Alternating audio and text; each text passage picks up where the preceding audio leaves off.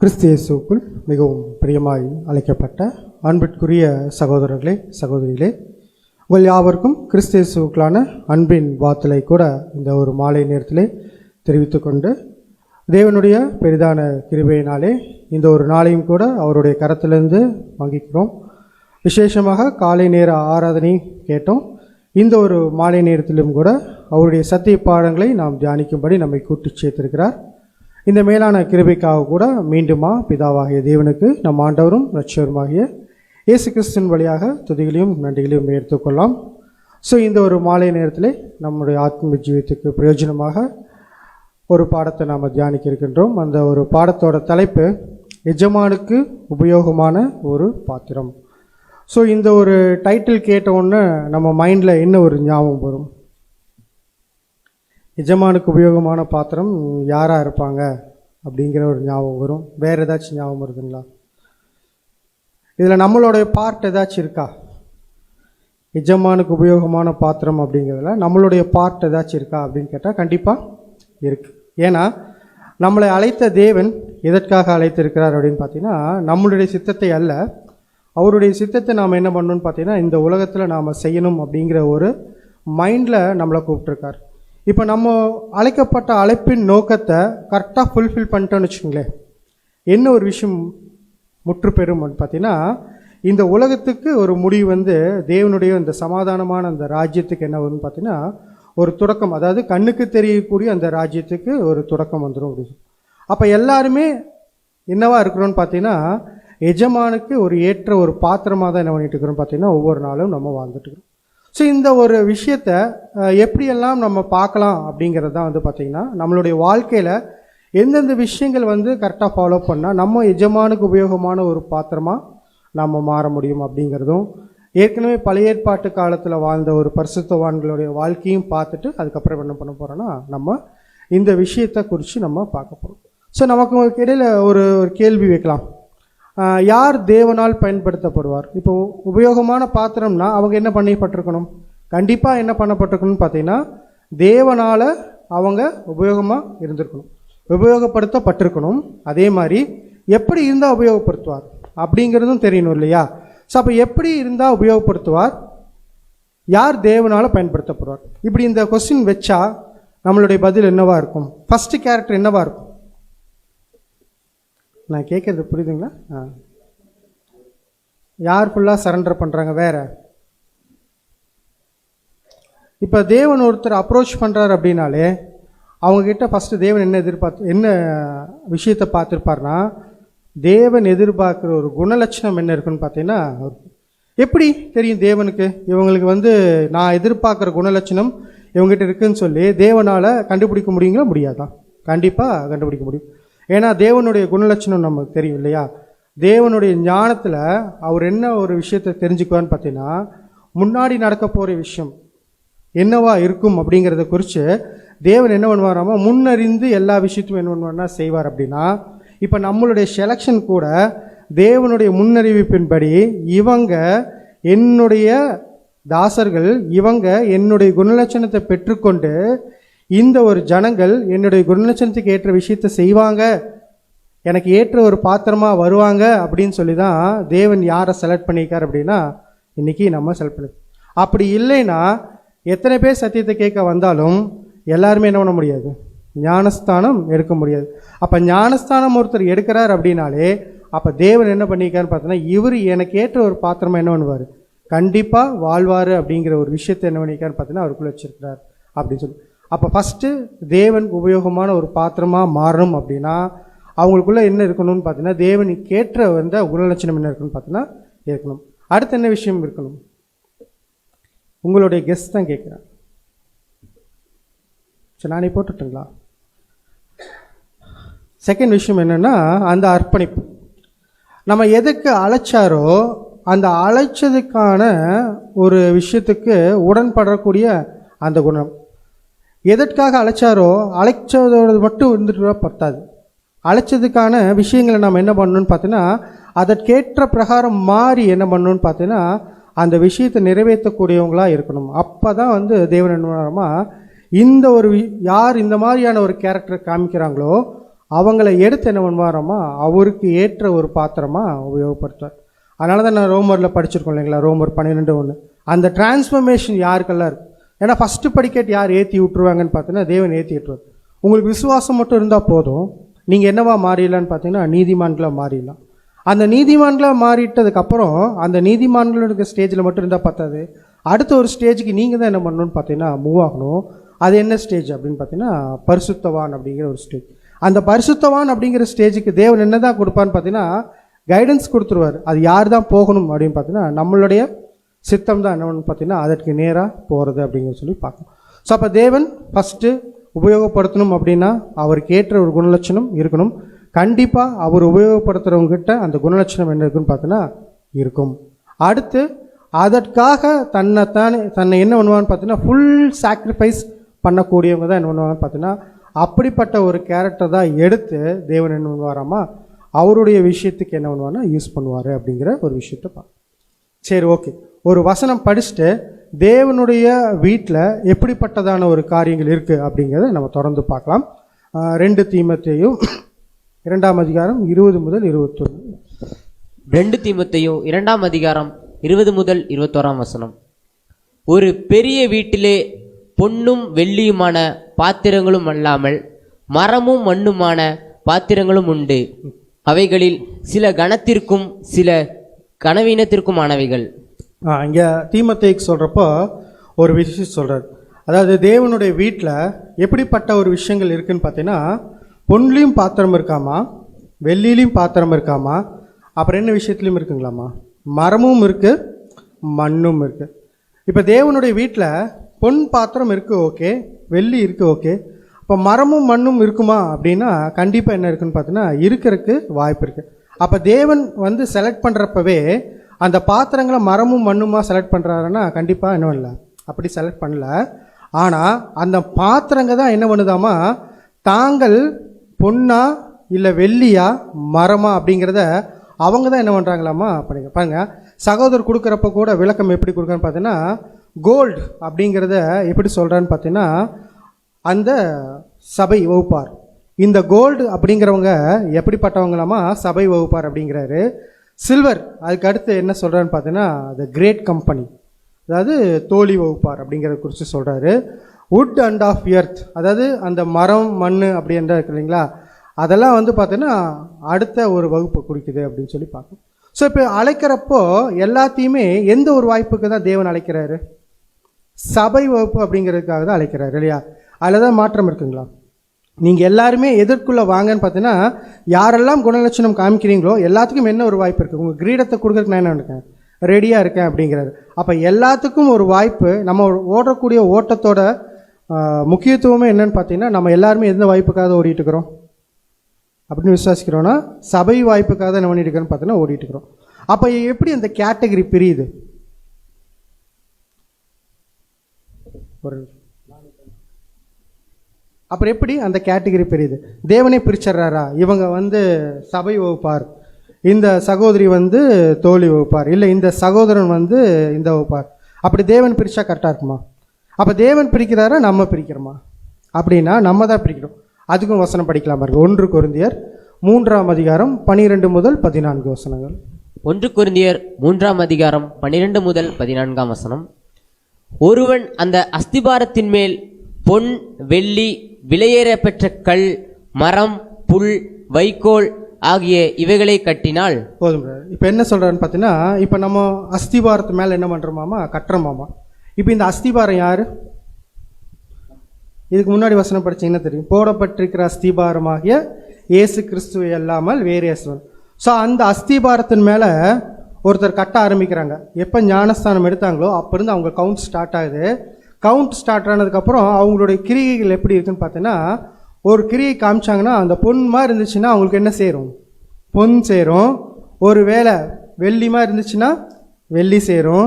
ஒரு வேளை வேறு மாதிரி கேரக்டர் இருந்துச்சுன்னா மரம் கல்லுமா சேரும். இப்போ இந்த விசுவாசத்தின் அடிப்படையில் ஒவ்வொருத்தரும் என்ன பண்ணிட்டு இருக்கிறான்னு பார்த்தீங்கன்னா அவங்களுடைய வாழ்க்கையில் அவங்களுடைய விசுவாசத்து மேலே என்ன தான் பண்ணிட்டு இருக்கிறான்னு பார்த்தீங்கன்னா ஆவிக்கேற்ற ஒரு மாளிகையாக என்ன பண்ணிட்டு இருக்கிறாங்க, கட்டிட்டு வந்துட்டுக்கிறாங்க. ஆனால் அவங்க கட்டக்கூடிய ஒரு பொருள் எதில் கட்டுறாங்க அப்படிங்கிறது யாருக்கு மட்டும்தான் தெரியும் சொன்னால் அவங்களுக்கு தெரியும். அடுத்து யாருக்கு தெரியும்? தேவனுக்கு தெரியும். அதனால தான் தேவன் என்ன வைக்கிறார் தெரியுங்களா? நீங்கள் கட்டினது எதில் இருக்குது நீங்கள் தெரிஞ்சுக்கிங்க அப்படிங்கிறதுக்காக என்ன கொடுப்பாராமா? டெஸ்ட்டு கொடுப்பாராம். இப்போ இந்த டெஸ்ட்டு கொடுக்குறாருன்னு வச்சுக்கோங்களேன், டெஸ்ட்டு கொடுத்தோன்னே கிளியராக புரிஞ்சிடும் நான் கட்டினது எதில் கட்டியிருக்கேன். ஒரு வேளை நான் பொண்ணில் கட்டியிருந்தேன் அப்படின்னா அந்த பொண்ணு என்ன ஆகுதுங்களா? டெஸ்ட்டுக்கு வித்ஸ்டாண்ட் பண்ணும். வெள்ளியில் கட்டியிருந்தேன்னா வித்ஸ்டாண்ட் பண்ணும். ஒரு வேளை வைக்கோலில் கட்டியிருந்தேன்னா அது என்ன ஆகுன்னு பார்த்தீங்கன்னா அக்னிக்கு இரையா. அதை தான் வந்து தொடர்ந்து நினைக்கான்னு பார்த்தீங்கன்னா கொரிந்தியருக்கு எழுதுகிறப்போ பவுல் அப்போஸ்தலன். அப்போ நீங்கள் எந்த ஒரு விசுவாசத்தின் அடிப்படையில் கட்டுறீங்களோ அதோட கிஃப்ட்டு தான் என்ன ஆகுன்னு பார்த்தீங்கன்னா உங்களுக்கு ரிப்பீட்டாக இருக்கும். நீங்கள் பொண்ணில் கட்டினீங்க, பொண்ணான விசுவாசத்து மேலே வச்சுருக்கீங்க அப்படின்னா உங்களுக்கு அந்த கிஃப்ட்டு என்ன ஆகுன்னு பார்த்தீங்கன்னா திருப்பி அதே வரும். நீங்கள் என்னன்னு வைங்கன்னா தேவனால் உபயோகப்படுத்தக்கூடிய ஒரு பாத்திரமாக என்ன பார்த்தீங்கன்னா இருப்பீங்க. அப்போ அந்த பொன் வகுப்பார் தான் எங்கே போய் சேருவாங்கன்னு பார்த்தீங்கன்னா கிறிஸ்துவுக்கு வலது பாரசத்தில் என்ன பண்ணுவாங்க? போய் உட்காரக்கூடிய அந்த ஒரு வாய்ப்பை பெறுவாங்க. ஒருவேளை நான் பொன் மாதிரி கட்டலை அப்படின்னா அடுத்த ஸ்டேஜ் தோல்வி வகுப்பாருக்கு என்ன வேணால் போவோம். அப்போ கட்டுறதும் எல்லாமே யாருடைய கையில் தேவன் கொடுத்துட்டார்? நம்ம கையில் தேவன் கொடுத்துட்டார். இப்போ நம்ம எடுத்து எந்த விஷயத்தை உபயோகப்படுத்துகிறோமோ அந்த விஷயத்தின் மேலே என்ன பண்ணிட்டு இருக்கோன்னு பார்த்தீங்கன்னா நம்ம கட்டப்பட்டு வந்துடும். அந்த விஷயம் எது அப்படிங்கிறத தேவன் என்ன கொடுத்து டெஸ்ட் பண்ணிடுறோன்னு பார்த்தீங்கன்னா ஒரு டெஸ்ட்டு கொடுத்தாருன்னு என்ன ஆகுன்னு பார்த்தீங்கன்னா அதனால தான் நிறைய பேர்னால என்ன பண்ண முடியலன்னு பார்த்தீங்கன்னா ஸ்டாண்ட் பண்ண முடியல. ஏன் ஸ்டாண்ட் பண்ண முடியலன்னா டெஸ்ட்டு வரப்போ அவங்க கட்டினது கல்லாக இருந்துச்சுன்னு வச்சுக்கோங்களேன், என்ன ஆகாது? சரி, வைக்கோலாக இருந்துச்சுன்னா என்ன ஆகாது? வித் ஸ்டாண்ட் பண்ண முடியாது. வித் ஸ்டாண்ட் பண்ண முடியும். என்ன பண்ணுறாங்கன்னா பின்னிட்டு போயிடுறாங்க. யார் பொன் மாதிரி நிற்கிறாங்க பாருங்கள், பவுல் அப்போஸ்தலன் எடுத்துக்கலாம், பேதுரு எடுத்துக்கலாம். அவங்களுக்கு வந்தக்கூடிய டெஸ்ட் எல்லாத்துலேயும் அவங்கன்னா எப்படி நிற்க முடிஞ்சுன்னு பார்த்தீங்கன்னா அவங்க எடுத்துக்கிட்ட அந்த விஷயம் எப்படி இருந்துச்சுன்னு பார்த்தீங்கன்னா பொன் மாதிரி என்ன பண்ணாங்கன்னு பார்த்தீங்கன்னா அவங்களுக்குள்ள என்ன பண்ணியிருந்தாங்க? அந்த வைராக்கியத்தை வச்சுருந்தாங்க. அதனால தான் என்ன பண்ண முடிஞ்சுன்னா அந்த டெஸ்ட்டில் அவங்க என்ன பண்ண முடிஞ்சிச்சு? பாஸ் பண்ணி அவங்களால வர முடிஞ்சிச்சு. சரி, தொடர்ந்து படிச்சிருந்தார். 13ஆம் வசனம். அவனவனுடைய வேலைப்பாடு வெளியாகும், நாளானது அதை விளங்க பண்ணும், ஏனெனில் அது அக்கினினாலே வெளிப்படுத்தப்படும். அவனவனுடைய வேலைப்பாடு எத்தன்மையுள்ளதென்று அக்கினியானது பரிசோதிக்கும். 14ஆம் வசனம். அதின்மேல் ஒருவன் கட்டினது நிலைத்தால் அவன் கூலியை பெறுவான். கடைசி என்ன சொல்றேன்னு பார்த்தீங்கன்னா நீங்கள் கட்டினது நிலைச்சிச்சு அப்படின்னா இந்த நிலைச்சதை பார்க்குற தேவனுக்கு என்ன இருக்குன்னு பார்த்தீங்கன்னா ரொம்ப சந்தோஷமாக இருக்கும். நீங்களும் அதற்கேற்ற கூலி என்ன பண்ணுவீங்க? வாங்கிக்கிங்க. அதனால தான் வந்து பார்த்தீங்கன்னா அந்த ஒரு பேரபலில் சொல்கிறப்ப எப்படி சொல்கிறேன்னு பார்த்தீங்கன்னா அவனுடைய எஜமான் அவனை நோக்கி உண்மையும் உத்தமமும் உண்மையும் உள்ள ஊழியக்காரனே. இந்த ஒரு பேர் எடுக்கிறதுக்கு தான் நம்ம என்ன பண்ணிட்டு இருக்கிறோம்னு பார்த்தீங்கன்னா அழைக்கப்பட்டிருக்கோம். இப்போ நம்மளுடைய வேலைத்தன்மை முடிச்சதுக்கப்புறம் நம்மளோட ரிசல்ட்டை கொண்டு போய் நம்ம தேவன்கிட்ட கொடுக்குறப்போ தேவன் எப்படி சொல்லணுமாமா? உண்மையும் உத்தமமான ஊழியக்காரனே, நீ என்ன பண்ணிக்கிறார்? கொஞ்சத்தில் நீ என்ன பண்ணிக்கிற? உண்மையாக இருந்தாய், அநேகத்தில் என்ன உன்னை அதிகாரியாக வைப்பார். அவர் கொடுக்கக்கூடிய விஷயத்த நம்ம எந்த அளவுக்கு உபயோகப்படுத்துகிறோம். அப்போ தேவன் நம்ம எல்லாத்தையுமே எதற்காக அழைச்சிருக்காருன்னா அவருக்கு ஏற்ற ஒரு பாத்திரமாக நம்ம என்ன பண்ணணும்னு பார்த்தீங்கன்னா இந்த உலகத்தில் அவர் வாழ்ந்து மறிக்கணும் அப்படிங்கிற இன்டென்ஷன். அப்படின்னா நம்ம வாங்கின விஷயத்த எந்த அளவுக்கு நம்ம யூஸ் பண்ணுறோம் அப்படிங்கிறது என்ன பண்ணணும்னு பார்த்தோன்னா நம்ம ஒவ்வொருத்தரும் என்ன பண்ணணும்னு பார்த்தோன்னா நிதானித்து பார்க்கக்கூடியது ரொம்ப இம்பார்ட்டன்ட் அப்படின்னு சொல்லி பார்க்கணும். சரி, இப்போ இந்த வந்து ஒரு பேஸாக வச்சுக்கலாம். இப்போது எஜமானுக்கு உபயோகமான பாத்திரம் அப்படிங்கிறதுக்கு உங்களுக்கு ஒரு பேஸ் வந்து நான் கொடுத்துருக்கேன். அடுத்து என்ன விஷயத்தை பார்க்க போகிறோன்னு பார்த்தீங்கன்னா இப்படிப்பட்ட ஒரு கேரக்டர் நம்ம பார்த்த எல்லா விஷயத்தையும் எக்ஸாம்பிள் 2 விஷயம் பார்த்தோம் இல்லைங்களா? ஒரு தேவனால் ஒருத்தர் உபயோகப்படுத்தப்படணுன்னா ஃபஸ்ட் அவருக்குள்ள என்ன இருக்கணும்? ஒரு கேரக்டர் இருக்கணும். ரெண்டாவது அந்த கேரக்டரோட அவருக்கு என்ன இருக்குன்னு பார்த்தோன்னா தேவன் தன்னை எதுக்கு உபயோகப்படுத்தணும்னு நினைக்கிறாரோ அதுக்கு ஃபுல் ஃப்ளெஜ்டாக அவர் என்ன பண்ணணும்னு பார்த்தீங்கன்னா வணைஞ்சு கொடுக்கக்கூடிய அந்த ஒரு மைண்ட் இருக்கணும் அப்படிங்கிறத பார்த்தோம். இந்த 2 மைண்டும் பழைய ஏற்பாட்டு காலத்தில் நிறைய பரிசுத்தவான்கள் வாழ்ந்தாங்க இல்லைங்களா? அவங்க எல்லாத்துக்குமே இருந்துச்சா அப்படின்னு? கண்டிப்பாக இருந்துச்சு, இல்லைன்னெல்லாம் சொல்ல முடியாது. பாருங்கள், ஆபிரகாம் இருக்கார். ஆபிரகாம் கூப்பிட்டாரு, நீ அந்த ஊர்லேருந்து வந்திருப்பா, இந்த ஊருக்கு போனார். ஏதாச்சும் கேட்டாரா? இல்லை.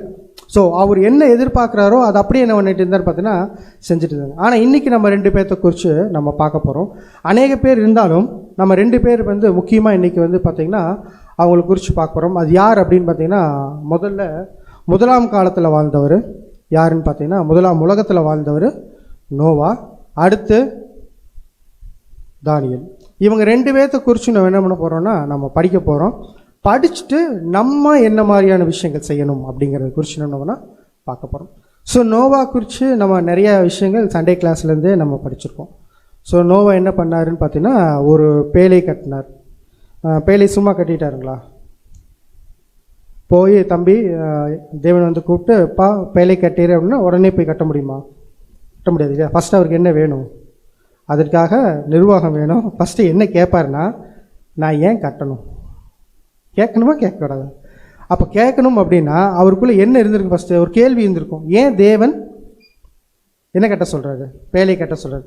அப்போ தேவன் எக்ஸ்பிளைன் பண்ணியிருப்பார்ல. என்ன எக்ஸ்பிளைன் பண்ணியிருப்பார்? நான் என்ன பண்ண போகிறேன்? ரொம்ப சவுண்டு வருது. கொஞ்ச நாளில் மழை அப்படிங்கிற ஒரு விஷயத்த சவுண்டு எதோ வருது.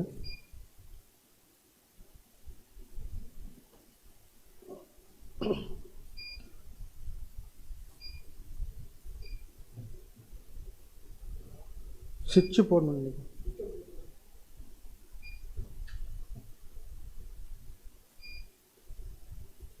சரி, ஓகே.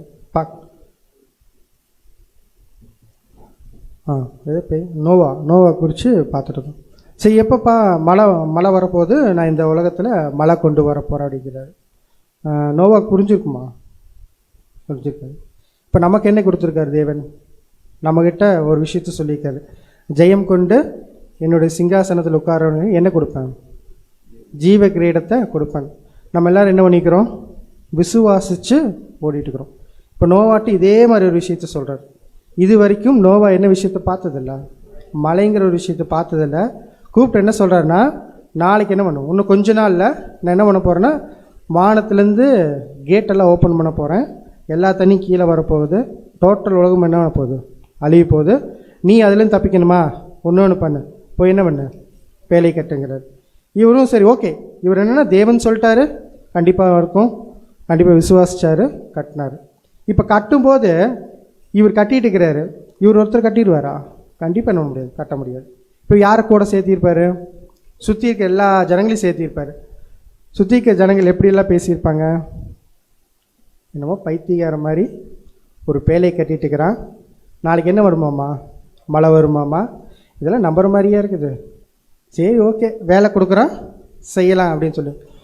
அப்போ நோவாக்கு இவர் தேவன் சொல்லிட்டார், ஓகே. இவர் இது வரைக்கும் பார்த்ததில்ல, ஓகே. இவங்க பேசுகிறத கேட்க கேட்க அவருக்கு எப்படி இருந்திருக்கும்? அப்படி கொஞ்சம் யோசிச்சிருப்பாரா? என்ன நம்மளும் தேவன் சொன்னாருன்னு செஞ்சுட்டு இருக்கிறோமே, மழை வருமா வராதா? ஒட்டுமொத்த, அதாவது நீங்கள் வசனம் படித்து பார்த்தீங்கன்னா எப்படி இருக்குன்னு பார்த்தீங்கன்னா, அன்றைக்கி இருந்த உலகத்தில் இருக்கிற எல்லாருமே எப்படி இருந்தான்னு பார்த்தீங்கன்னா தேவனுக்கு ஸ்ட்ரைட் ஆப்போசிட். ஒரே ஒருத்தர் தேவன் கூட, யாருன்னு பார்த்தீங்கன்னா நோவாவோட ஃபேமிலி. ஏன்னா நோவா சொன்ன மாதிரி அவரோட ஃபேமிலி இருந்தாங்க. இப்படி இருக்க முடியுமா? ப்ராக்டிக்கலாக யோசிச்சு பாருங்கள். இப்போ நம்ம ஈஸியாக என்ன பண்ணிடுறோம்னா கிராஸ் பண்ணி போயிடுறோம். ஈஸியாக படிச்சுட்டு போகிறப்ப ஈஸியாக கிராஸ் பண்ணி போயிடுறோம். அந்த இடத்துல போய் நின்று, இப்போ நம்ம இருக்கிறோம், நம்ம ஒரு இடத்துல போய் நிற்கிறோம், நம்ம ஒரு மாலில் போய் நிற்கிறோம்னு வச்சுக்கோங்க, நம்ம சுற்றி இருக்கிறவங்க எல்லாருமே ஒரு விஷயத்துக்கு ஆப்போசிட்டாக சொல்லிட்டு இருக்கிறாங்க, நாம் மட்டும் இல்லை இப்படி தான் நடக்கும்னு சொல்கிறோம். சொல்ல முடியுமா? கொஞ்ச நேரத்தை நம்மளை நின்றுடுவாங்க, நம்மளை மாற்றிடுவாங்க, நம்மளை மாற்றி அவங்க சைடு என்ன பண்ணிடுவாங்கன்னா எடுத்துகிட்டு போயிடுவாங்க. ஏன்னா இன்றைக்கி உலகத்தில் இருக்கிற அவ்வளோ ஞானவான்கள் இங்கே உலகத்தில் இருக்கிறாங்க. ஸோ அவ்வளோ தூரம் எல்லாருமே நம்மளை ஈஸியாக என்ன கன்வின்ஸ் பண்ணக்கூடிய ஒரு ஸ்டேஜ். ஆனால் நோவா அந்த இடத்துல என்ன நினைக்கான்னு பார்த்தீங்கன்னா நின்றுருக்கார், யார் சொல்கிறது கேட்டு. அப்போ அவர் காதுக்குள்ளே என்ன பண்ணிக்க தெரியுமா, நீ என்ன வேணால் சொல்லு, நான் என்ன பண்ண மாட்டேன், காது கொடுத்து கூட கேட்க மாட்டேன். அப்போ இந்த ஒரு கேரக்டர் தான் யாருக்கு பிடிச்சிருந்துச்சு? தேவனுக்கு கண்டிப்பாக என்ன நினைக்கிறா பிடிச்சிருக்கு. அதனால தான் வந்து பார்த்தீங்கன்னா ஆதியாகமத்தில் சொல்கிறப்போ அவரை பற்றி சொல்கிறாங்க பாருங்கள். ஆதியாகமம் 6ஆம் அதிகாரம் 9ஆம் வசனம். ஆதியாகமம் 6ஆம் அதிகாரம் 9ஆம் வசனம். நோவா தன் காலத்தில் இருந்தவர்களுக்குள்ளே நீதிமானும் உத்தமனுமாய் இருந்தான். நோவா தேவனோட சஞ்சரித்து கொண்டிருந்தான். அதாவது அந்த காலத்தில் வாழ்ந்தவங்களையே நோவா எப்படி இருந்தாராமா? நீதிமானும் உத்தமனுமா இருந்தார். அதே மாதிரி அடுத்த ஒரு விஷயம் சொல்கிறாருன்னா, நோவா தேவனுடன் சஞ்சரித்து கொண்டிருந்தார். அது இங்கிலீஷில் படிச்சிங்கன்னா எப்படி இருக்குன்னு பார்த்தீங்கன்னா, he walked with the god. தேவன் என்ன நினைக்கிறாரோ அது அப்படியே யார் செஞ்சுட்டு இருந்திருக்காங்க? அதாவது கூடவே நடந்து போன, இப்போ ஒருத்தர் கூட நடந்து வர்றார் அப்படின்னா அவர் என் கூடவே வந்து என்ன விஷயம், நான் என்னென்ன விஷயத்தை செய்யணும்னு நினைக்கிறனோ எல்லா விஷயத்தையும் அவர் என்ன பண்ணிட்டு இருக்கிறார், செஞ்சுட்டு இருக்கிறார். அப்படிங்கிறது தான் ஹி வாக்டு வித் காட் அப்படிங்கிறார். அப்போ அவர் என்ன தேவன் என்னென்ன விஷயத்தை செய்யணும்னு நினைக்கிறாரோ அது எல்லாத்தையும் இப்போ யார் செஞ்சுட்டு இருக்கிறாங்க, நோவா செஞ்சுட்டு இருக்கிறார். இப்போ இப்படிப்பட்ட ஒரு கேரக்டர் தான் யார் செலக்ட் பண்ணிக்கிறான், தேவன் செலக்ட் பண்ணி. இப்போ இந்த இடத்துல இவர் தேவன் செய்யணும்னு நினைக்கிற விஷயத்த செய்யாமல் வேறு ஏதாவது விஷயத்தை செஞ்சார்னு வச்சுக்கோங்களேன், அந்த இடத்துல தேவனுடைய சித்தம் நிறைவேறி இருக்குமா அப்படின்னா கண்டிப்பாக என்ன பண்ணியிருக்காது, நிறைவேறி இருக்காது அப்படின்னு சொல்லி பார்க்குறேன். அதனால தான் வந்து பார்த்தீங்கன்னா எபிரேயர் ஆசிரியர் வந்து இவரை பற்றி சொல்கிறப்போ எப்படி சொல்கிறார் பாருங்க. எபிரேயர் 11ஆம் அதிகாரம் 7ஆம் வசனம். எபிரேயர் 11ஆம் அதிகாரம் 7ஆம் வசனம். விசுவாசத்தினாலே நோவா தற்காலத்திலே காணாதவைகளை குறித்து தேவ எச்சரிப்பு பெற்று பயபக்தி உள்ளவனாகி தன் குடும்பத்தை ரட்சிப்பதற்கு பேழை உண்டு பண்ணினான். அதனாலே அவன் உலகம் ஆக்கினைக்குள்ளானதென்று தீர்த்து விசுவாசத்தினால் உண்டாகும் நீதிக்கு சுதந்திரவாளி ஆனான். என்ன சொல்ற பார்த்தீங்கன்னா, விசுவாசத்தினாலே நோவா தற்காலத்தில் காணாதவைகளை குறித்து இது வரைக்கும் அவர் என்னன்னா பார்க்காத ஒரு விஷயத்தை குறித்து தேவன் சொல்கிறப்ப கூட அவர் என்ன பண்ணுறாருன்னா அது மேலே விசுவாசம் வச்சு தேவன் கண்டிப்பாக சொன்னார்னா என்ன ஆகும், கண்டிப்பாக அந்த விஷயம் நடக்கும் அப்படிங்கிற விசுவாசத்தை வச்சார். அதே மாதிரி அவர் என்ன பண்ணார்னு பார்த்தீங்கன்னா அதற்காக தன்னை டோட்டலாக என்ன பண்ணிட்டான்னு பார்த்தீங்கன்னா, சரி இப்போ ஒரு பேழை கட்டணும் அப்படின்னா அதற்கு காசு வேணுமா இல்லையா, அப்போ அந்த காசு வேணும் அப்படின்னா அவர் என்ன தான் பண்ணிக்கணும்னு பார்த்தீங்கன்னா அவருடைய சொத்து அவர்கிட்ட இருக்கிற எல்லா விஷயத்தையும் என்ன பண்ணிக்கணும்னு பார்த்தீங்கன்னா அதுக்காக என்ன பண்ணிக்கணும், செலவு பண்ணிக்கணும். அப்போ தேவனுடைய விஷயம் நடக்கணும் அப்படிங்கிறதுக்காக டோட்டலாக என்ன பண்ணார் பார்த்தீங்கன்னா அவரையும் சாக்ரிஃபைஸ் பண்ணார், அவர்கிட்டேருந்து எல்லா பொருளையும் என்ன பண்ணார் பார்த்தீங்கன்னா சாக்ரிஃபைஸ் பண்ணி நிறைவேற்றி 2ஆம் உலகத்தில் என்ன பண்ணிட்டான்னு பார்த்தீங்கன்னா கால் பதித்த ஒரு மனுஷன் தான் யாருன்னு பார்த்தீங்கன்னா நோவா. ஸோ முதலாம் அந்த 2 விஷயம் பாருங்கள். ஒன்று, அவருக்கு தேவன் எதிர்பார்த்த அந்த கேரக்டர் யாருக்குள்ளே இருந்துச்சுன்னு பார்த்தீங்கன்னா நோவாக்குள்ளே இருந்துச்சு. அடுத்து தேவன் என்ன விஷயத்தை செய்யணும்னு நினைக்கிறாரோ அதற்கு டோட்டலாக என்ன பண்ணார் பார்த்தீங்கன்னா தன்னைத்தானே முற்றிலும் என்ன பண்ணார் பார்த்தீங்கன்னா ஒப்பு கொடுக்கக்கூடிய அந்த ஒரு கேரக்டர் யாருக்குள்ளே இருந்துச்சுன்னு பார்த்தீங்கன்னா நோவாக்குள்ளே இருந்துச்சு. இப்போ இவர் தேவனால் உபயோகப்படுத்தப்பட்ட ஒரு பாத்திரமா இல்லைங்களா அப்படின்னு கேட்டால் கண்டிப்பாக தேவன் 100% யூஸ் பண்ண ஒரு பாத்திரம் யாருன்னு பார்த்தீங்கன்னா நோவா. எதுக்கு அப்படின்னா தன்னுடைய திட்டம் அழகாக இந்த உலகத்தில் நிறைவேறுவதற்கு யாரை யூஸ் பண்ணிட்டாங்கன்னு பார்த்தீங்கன்னா நோவாவை தேவன் எடுத்து கரெக்டாக யூஸ் பண்ணார். அடுத்து நம்ம பார்க்கக்கூடிய ஒரு கேரக்டர்னு பார்த்தோன்னா இதுவும் நம்ம சண்டே கிளாஸில் அநேக முறை நம்ம கடந்து வந்து அதுக்கப்புறம் யூத் கிளாஸில் கடந்து வந்து அதுக்கப்புறம் நம்மளுடைய பர்சனல் ஸ்டடிலையும் நிறைய விஷயங்கள் நம்ம பார்க்கக்கூடிய ஒரு கேரக்டர். பைபிளில் ரொம்ப நிறைய பேர்த்துக்கு பிடிச்ச ஒரு கேரக்டர் யாருன்னு பார்த்தீங்கன்னா தானியேல். ஆனால் தானியேல் வந்து அவருடைய சொந்த தேசத்தில் இல்லை. இப்போ எங்கே கூட்டிகிட்டு வந்துடுவான்னு பார்த்தோன்னா நேபுகாத் நேச்சார் என்ன பண்ணிடுவார்னு பார்த்தோன்னா சிறை கைதியாக கூட்டிகிட்டு வந்துடுவாருன்னு பார்க்கணும். இப்போ சிறை கைதியாக கூட்டிகிட்டு வந்தவருக்கு யூஸ்வலாக சிறை கைதியாக கூட்டிகிட்டு வந்தால் என்ன பண்ணுவாங்க, கொண்டு போய் ஜெயிலில் அடைச்சிடுவாங்க, இல்லைன்னா இந்த அடிமையான வேலைகள் என்னென்ன இருக்கோ கொடுப்பாங்க. ஆனால் இங்கே தானியேல் குறித்து நம்ம நிறையா படிச்சிருக்கோம். அவர் அப்படி இல்லை, ராஜாங்கத்துக்கு போகிறாரு. எப்படி போகிறாரு அப்படின்னா அதை கூட்டிகிட்டு வந்த ராஜாவோட கேரக்டர் அந்த மாதிரி யாருன்னு பார்த்தீங்கன்னா நேபுகாத் நேச்சார். நேபுகாத் நேச்சார் எப்படிப்பட்டவர் அப்படின்னா தன்னுடைய ராஜ்யம் இருக்கிறதுலே பெஸ்ட்டாக இருக்கணும் அப்படின்னா என்ன பண்ணணும் அப்படிங்கிறத யோசிச்சார். என்ன பண்ணணும்னு யோசிச்சார்னா தங்கிட்ட இருக்கிறவங்க எல்லாருமே புத்திசாலிகளாக இருந்தாங்கன்னா தன் ராஜ்யம் எப்படி இருக்கும், கண்டிப்பாக பயங்கர ஒரு ஃபோர்ஸ்ஃபுல்லான ஒரு ராஜ்யபாரமாக இருக்கும் அப்படிங்கிறத வந்து என்ன பண்ணார்னு பார்த்தீங்கன்னா கரெக்டாக பிளான் பண்ணிட்டு இவர் எங்கெங்கே போய் கேப்சர் பண்ணுறாரோ அங்கே யார் யாரெல்லாம் புத்திசாலிகளோ அவங்களெல்லாம் தனியாக கூட்டிகிட்டு வந்து அவங்களுக்கு ட்ரைனிங் கொடுத்து அவங்களுடைய ராஜ்யபாரத்தில் அவருக்கு என்ன கொடுப்பாருன்னு பார்த்தீங்கன்னா ஒரு வேலைக்கு கொடுக்கக்கூடிய ஒரு புத்திசாலியான ராஜா யாருன்னு பார்த்தீங்கன்னா நேபுகாத் நேச்சார். இப்போ அவர்கிட்ட தான் யார் கைதியாக போயிருக்காங்க அப்படின்னா தானியேல் கைதியாக போயிருக்கார். இப்போது அந்த ஊரில் என்ன சாப்பிடுவாங்க அப்படின்னா இப்போ இங்கே இஸ்ரேல் தேசத்தில் அவங்க சாப்பிட்டு இருந்த சாப்பாடெல்லாம் சாப்பிட முடியாது. இப்போ இவங்க எங்கே போயிருக்காருன்னா ராஜா குடும்பத்தில் இவர் கைதியாக போயிருக்கிறாரு. இப்போ இவருக்கு என்ன கொடுக்குறாங்கன்னா ஒரு ட்ரைனிங் பீரியட் இருக்குது. இந்த ட்ரைனிங் பீரியடில் என்னென்ன விஷயங்கள் அவங்க கிராஸ் பண்ணி போகணுன்னா அவங்க ராஜாங்கத்தை குறித்ததான காரியங்கள் கொடுக்கணும். அடுத்து அவங்களோட ஃபுட்டு கூட என்ன பண்ணணுன்னா கொடுக்கணும். இப்போ இவருக்கு அங்கே என்ன பண்ணுறாங்கன்னா ஃபுட்டு கொடுக்குறாங்க. என்ன ஃபுட்டு கொடுக்குறாங்கன்னா அங்கே ராஜா அரண்மனையில் ராஜாக்கள் சாப்பிடக்கூடிய ஒரு ஃபுட்டை கொடுக்குறாங்க. அதை எப்படி அவர் எடுத்துக்கிறார் பாருங்க. தானியேல் 1:8. தானியேல் 1:8. தானியேல் ராஜாவின் போஜனத்தினாலும் அவர் பானம் பண்ணும் திராட்சரசத்தினாலும் தன்னை தீட்டுப்படுத்தலாகாததென்று தன் இருதயத்திலே தீர்மானம் பண்ணிக்கொண்டு தன்னை தீட்டுப்படுத்தாதபடி பிரதானிகளின் தலைவனிடத்தில் வேண்டிக் கொண்டான். பார்த்தீங்கன்னா தானியேல் உள்ள போனோன்னே டிசைட் பண்ணிட்டார், இந்த சாப்பாடு நம்ம இன்னொன்று இருக்கக்கூடாது, சாப்பிடக்கூடாது. ஏன்? நம்ம யூஸ்வலாக நம்ம வீட்டில் எப்படி சாப்பிடுவோம்னா நம்ம ஆர்டினரியாக சாப்பிடுவோம் ஃபுட்டு. இதே ஒரு பெரிய ஹோட்டலுக்கு போனோம்னா எப்படி இருக்கும்? காஸ்ட்லியான ஃபுட்டாக இருக்கும் இல்லைங்களா? அந்த காஸ்ட்லியான ஃபுட்டை யாராச்சும் வேணான்னு சொல்லுவாங்களா? இல்லை எனக்கு அந்த சாப்பாடெல்லாம் வேணாங்க, எங்கள் வீட்டில் சாப்பிட்ற பழைய சோறே கொடுங்க அப்படின்னு சொல்லுவோமா? கண்டிப்பாக நம்ப மாட்டான், சொல்ல மாட்டான். ஆனால் இங்கே தானியேல் கேட்குறது அப்படி தான் இருக்குது, எனக்கு அதெல்லாம் வேணாங்க அப்படிங்கிறது. காஸ்ட்லியான ஃபுட்டை வேணாங்கிறாரு. என்ன விஷயமா இருந்திருக்கும்? காஸ்ட்லியான ஃபுட்டு நம்ம வேணாமா? கண்டிப்பாக வேணாங்க மாட்டோம். இப்போ வேணான்னு சொல்கிறாருன்னா என்ன விஷயமா இருக்கும்? நீங்கள் எதாவது பதில் சொன்னீங்கன்னா தான் அடுத்த பாயிண்ட் போகும். என்ன சாப்பிட பிடிக்கலையா? விக்கிரகங்களுக்கு படைச்சது அப்படின்னு சொல்லலாம். ஒரு விஷயம் என்னன்னு பார்த்தீங்கன்னா என்ன தேவன் விளக்கின விஷயங்கள் என்னன்னு பார்த்தீங்கன்னா இங்கே நிறையா இருந்துச்சு. ஏற்கனவே ஒரு சகோதரர் கூட பாடம் எடுத்திருந்தார் நினைக்கிறேன், திவாகர் பிரதர் எடுத்துக்கிறப்போ சொன்னார்.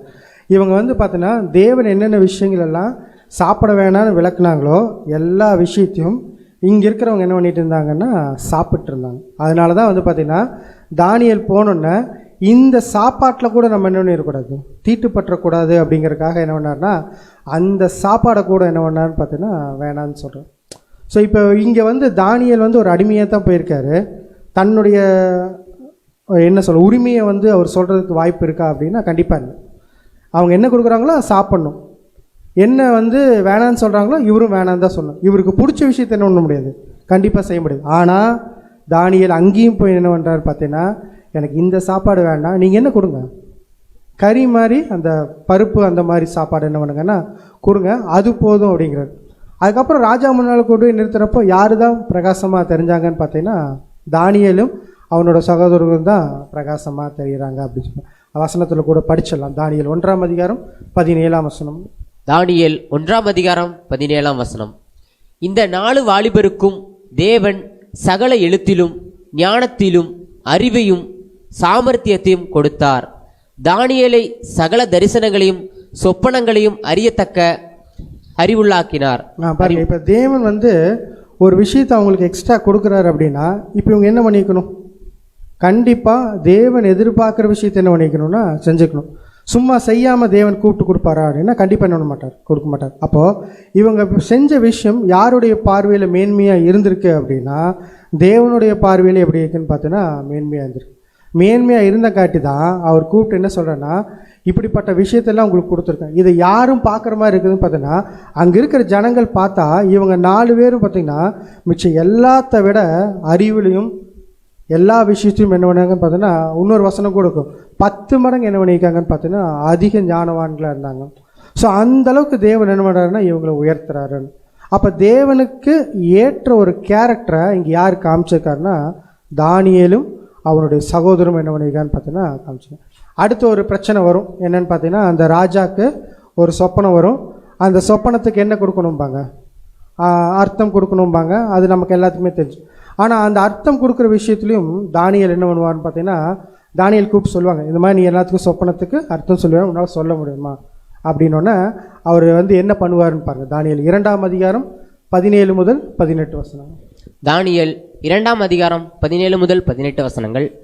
பின்பு தானியேல் தன் வீட்டுக்கு போய் தானும் தன் தோழரும் பாபிலோனின் மற்ற ஞானிகளோட கூட அழியாதபடிக்கு இந்த மறைப்பொருளை குறித்து பரலோகத்தின் தேவனை நோக்கி இரக்கம் கேட்கிறதற்காக அனனியா, மிஷாவேல், அசரியா என்னும் தன்னுடைய தோழருக்கு இந்த காரியத்தை அறிவித்தான். இப்போ என்னன்னா தானியேல்கிட்ட கூப்பிட்டு சொல்லிட்டாங்க, நீ இந்த ஒரு விஷயத்துக்கு அர்த்தம் சொல்ல முடியுமா?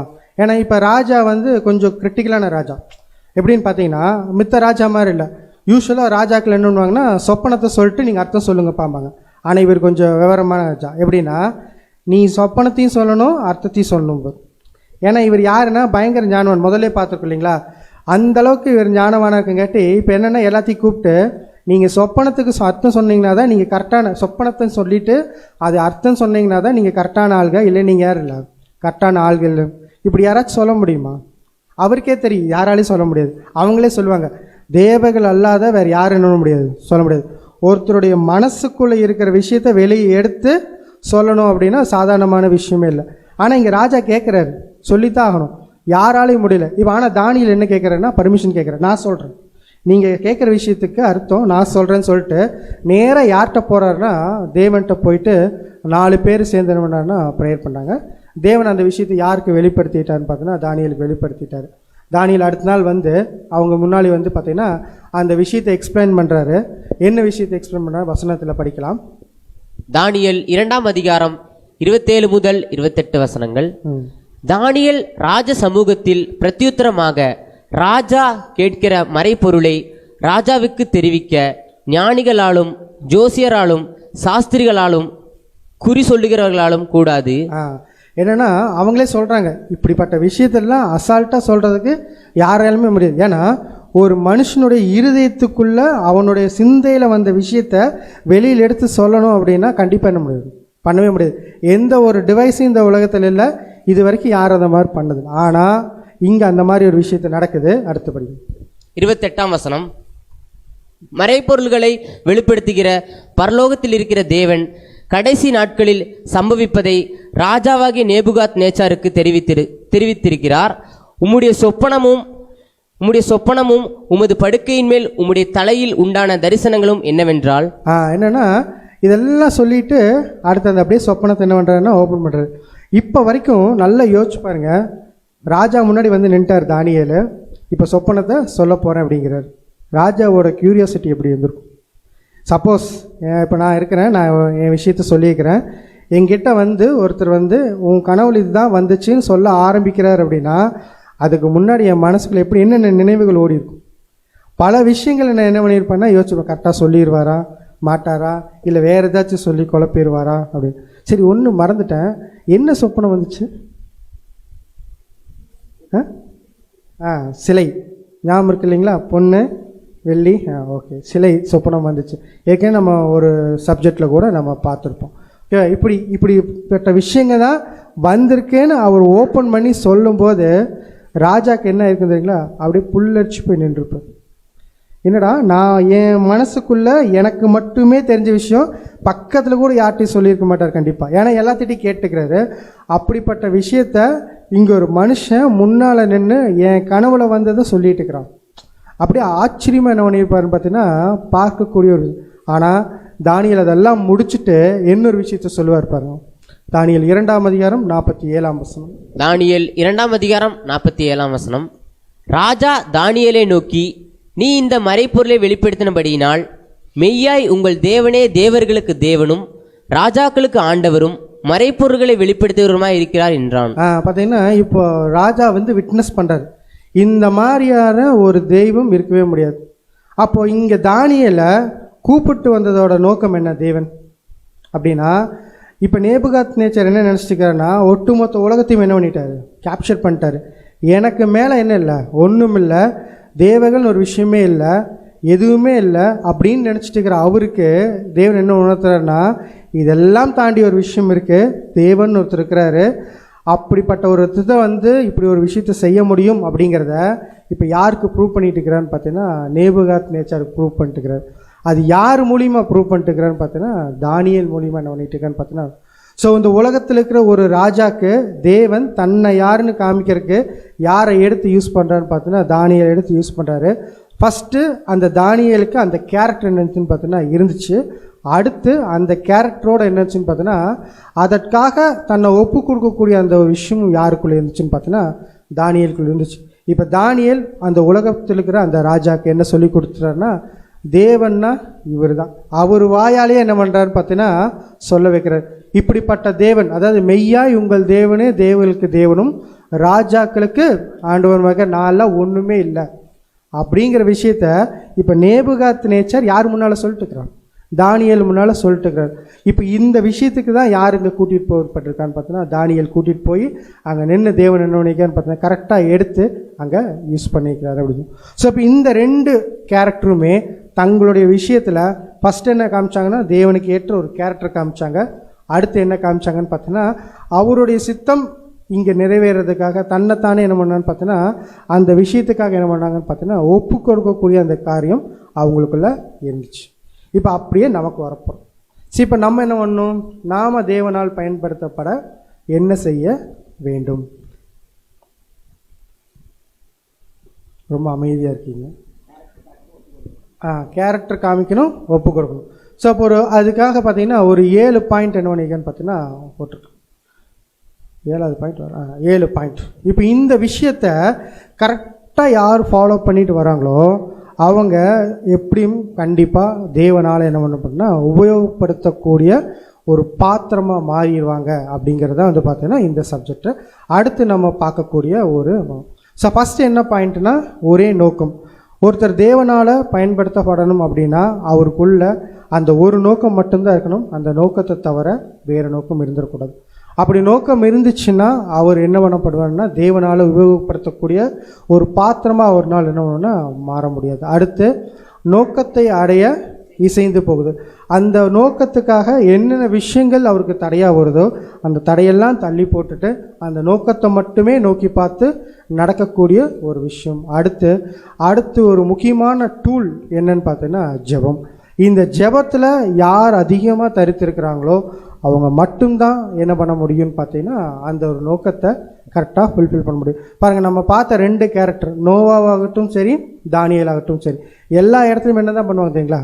ப்ரேயர் பண்ணி தான் பண்ணுவாங்கன்னு சொல்லுவோம். ஸோ தானியேலோட ப்ரேயரில் ஒரு ஸ்பெஷாலிட்டி கூட இருக்குது அப்படிங்கிறது கூட நம்ம என்னென்னா பார்த்துருக்கோம். ஸோ அப்போ ஜெபம்ங்கிறது ஒரு பரிசுத்தமான மாறப்போறிய ஒரு சகோதரனுக்கோ சகோதரிக்கோ ரொம்ப இம்பார்ட்டண்ட்டான ஒரு விஷயம். அடுத்து என்னன்னு பார்த்தீங்கன்னா எப்போவுமே வேதத்தில் வாசிப்பது. அதாவது பைபிளில் வந்து எப்போவுமே வந்து பார்த்தீங்கன்னா எப்படி சொல்லலாம், ஃபிங்கர் டிப்பில் வச்சுக்கிறது இல்லை வந்து பார்த்தீங்கன்னா அவங்களோட வாழ்க்கையில் எல்லா விஷயத்தையும் பைபிள் சொல்கிற மாதிரி என்ன பண்ணுறதுன்னு பார்த்தீங்கன்னா சரி அதுக்கு என்ன பண்ணணும்? முதல்ல வாசிக்கும். அந்த வாசித்து தெரிஞ்ச விஷயத்த தன்னுடைய வாழ்க்கையில் என்ன பண்ணணும்னா கடைப்பிடிக்கிறது. அடுத்து எல்லாத்த விட எஜமானல்ல வேலைக்காரனாக இருக்க வேண்டும். ஏன் அப்படின்னா அந்த ஹம்பிள் மைண்டு எப்போவுமே அந்த ஹம்பிள் மைண்டில் யார் இருக்கிறாங்களோ அவங்களால மட்டும்தான் என்ன பண்ண முடியும்னு பார்த்தீங்கன்னா இந்த ஒரு விஷயத்தை நிறைவேற்ற முடியும். அடுத்து மற்றவர்களுக்கு பாடமாக இருக்க வேண்டும். இப்போ இந்த 2 எக்ஸாம்பிள் பார்த்தோம் இல்லைங்களா? இந்த 2 எக்ஸாம்பிளுமே மித்த எல்லா ஜனங்களுக்கும் என்னவாக தான் இருந்திருக்காங்க தெரியுங்களா? ஒரு பாடமாக தான் இருந்திருக்காங்க. இப்படிப்பட்ட ஒரு கேரக்டர் தான் என்ன பண்ண முடியும்னு பார்த்தீங்கன்னா தேவனுக்கு ஏற்ற ஒரு பாத்திரமாக மாற முடியும். அடுத்து கடைசி என்னென்னா பரிசுத்தாவின் வல்லமையில் வழி நடத்தப்படுதல். ஸோ இந்த ஒரு விஷயமும் கண்டிப்பாக தேவை. ஏன்னா பரிசுத்தாவி இல்லை அப்படின்னா இந்த மேலே இருக்கிற எந்த விஷயத்தையும் நம்ம என்ன பண்ண முடியாது, நம்மளால் பார்க்க முடியாது அப்படிங்கிறது கூட ரொம்ப முக்கியம். ஸோ இப்போ இந்த 7 விஷயத்தையும் ஒவ்வொரு விஷயமா நம்ம பண்ணால் பார்த்துட்டு இந்த ஒரு சப்ஜெக்டை நம்ம க்ளோஸ் பண்ணலாம். ஸோ ஃபஸ்ட்டு பாயிண்ட் ஒரே நோக்கம். இந்த ஒரே நோக்கத்துக்கு ஒரு கேள்வி கேட்கலாம். ஏன் ஒரே நோக்கம்? 2 நோக்கம் இருந்தால் என்ன ஆகும்? வசனம் ஏதாச்சும் இருக்குங்களா 2 நோக்கம் இருக்கக்கூடாதுன்னு? 2 எஜமானுக்கு ஊழியம் செய்ய ஒருவனாலும் கூடாது, ஒருவனை பகைத்து மற்றவனை சிநேகிப்பான். வேற யாக்கோபில் ஏதாச்சும் இருமனம் உள்ளவன் தன் வழிகளிலெல்லாம் நிலையேற்றவன். அப்போ நமக்கு கிளியராக தெரியுது. இப்போ நம்மளே சொல்லுவோம் உலக பிரகாரமாக கூட ஆற்றுல ஒரு கால் சேத்துல ஒரு கால் வச்சு நம்ம என்ன பண்ண மாட்டோம். எந்த டெஸ்டினேஷன் போய் ரீச் ஆகணும்னு நினைக்கிறோமோ அந்த டெஸ்டினேஷன் நம்மளால் என்ன பண்ண முடியாது.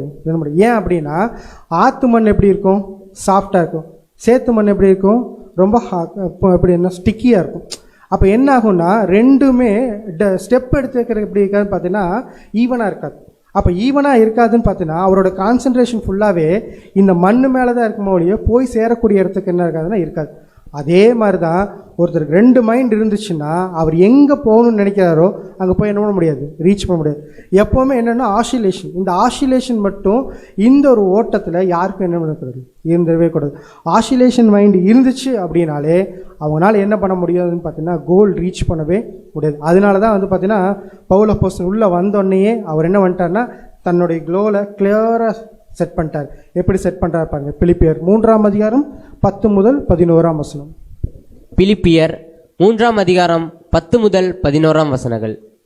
இப்படி நான் அவரையும் அவருடைய உயிர்த்தெழுதலின் வல்லமையையும் அவருடைய பாடுகளின் ஐக்கியத்தையும் அறிகிறதற்கும் அவருடைய மரணத்திற்கொப்பான மரணத்திற்குள்ளாகி எப்படியாயினும் நான் மரித்தோரிலிருந்து உயிரோடு எழுந்திருப்பதற்கு தகுதியாகும்படிக்கும் அவருக்காக எல்லாவற்றையும் நஷ்டம் என்று விட்டேன், குப்பையுமாக எண்ணுகிறேன். கிளியராக செட் பண்ணிட்டார் கோல். என்னன்னா, நான் எப்படி சாகணும் அப்படின்னா, இயேசு கிறிஸ்து எப்படி மரித்து உயிர் தெழுந்தாரோ அதே மாதிரி அவருடைய சரீரத்துக்கு என்னாச்சு, ஒரே நிமிஷம்,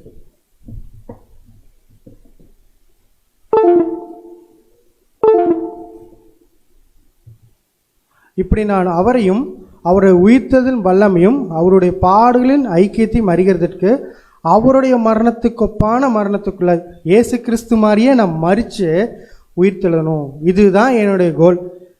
இந்த கோலை நான் ரீச் பண்ணுறக்கு என்ன விஷயம் வந்தாலும் சரி, அது எல்லாம் எனக்கு எப்படி இருக்குன்னா குப்பை மாதிரி இருக்கு. அது எப்படிப்பட்ட காரியமாக இருந்தாலும் சரி, இந்த கோலை ரீச் பண்ணாமல் விடுறதுக்கு அது வந்துச்சு அப்படின்னா அது எனக்கு குப்பை தான்.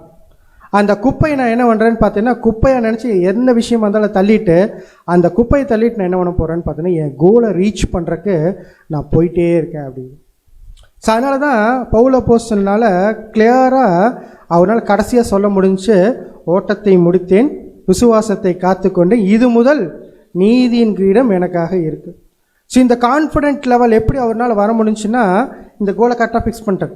இந்த கோலுக்காக அவர் எல்லா விஷயத்தையும் என்ன பண்ணிட்டார் பார்த்தீங்கன்னா, தள்ளிட்டு நடக்கக்கூடிய ஒரு காரியம் யாருக்குள்ளே இருந்துச்சு அப்படின்னு பார்த்தீங்கன்னா, பவுல் அப்போஸ்தலனுக்குள்ளே இருந்துச்சு. அடுத்த ஒரு வசனம் கூட படிக்கலாம். பிலிப்பியர் 3ஆம் அதிகாரம் 13 முதல் 16 வசனம். பிலிப்பியர் 3ஆம் அதிகாரம் 13 முதல் 16 வசனம். சகோதரரே, அதை பிடித்து கொண்டேன் என்று நான் எண்ணுகிறதில்லை. ஒன்று செய்கிறேன், பின்னானவைகளை மறந்து முன்னானவைகளை நாடி கிறிஸ்து இயேசுவுக்குள் தேவன் அழைத்த பரம அழைப்பின் பந்தய பொருளுக்காக லக்கை நோக்கி தொடர்கிறேன். 15ஆம் வசனம். ஆகையால் நம்மில் தேறினவர்கள் யாவரும் இந்த சிந்தையாய் இருக்க கடவோம். எந்த காரியத்திலாவது நீங்கள் வேறே சிந்தையாய் இருந்தால் அதையும் தேவன் உங்களுக்கு வெளிப்படுத்துவார். ஆகிலும் நாம் எதுவரையில் தேறி இருக்கிறோமோ அது முதல் ஒரே ஒழுங்காய் நடந்து கொண்டு ஒரே சிந்தையாய் இருப்போமாக.